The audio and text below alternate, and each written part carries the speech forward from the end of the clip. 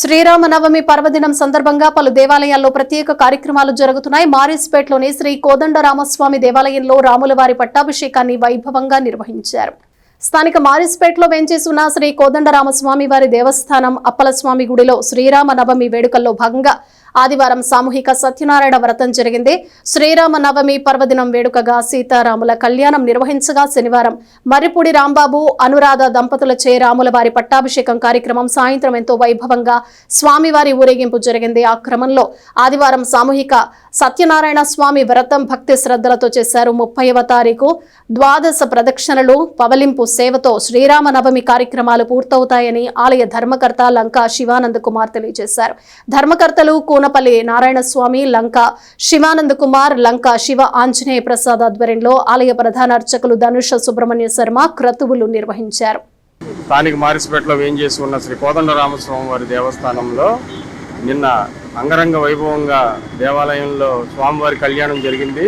అలాగే ఇవాళ 28వ తారీఖు ఉదయం స్వామివారి పట్టాభిషేకం జరిగింది. ఇప్పుడు అంగరంగ వైభవంగా స్వామివారి గ్రామోత్సవం జరుగుతుందండి. అలాగే రేపు సామూహిక సత్యనారాయణ స్వామి వ్రతం జరుగుతుంది. 30వ తారీఖు ద్వాదశ ప్రదక్షిణాలతోని స్వామివారి కార్యక్రమాలు పూర్తవుతాయండి.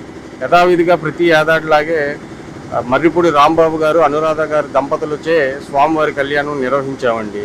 ఎన్ని రోజులు వసంత నవరాత్రులు అన్ని రోజులు విడివిగా భక్తులందరూ వచ్చి స్వామివారి తీర్థప్రసాదాలు స్వీకరించి స్వామివారి కృపకు పాత్రలు కాగలరని భావిస్తున్నాం.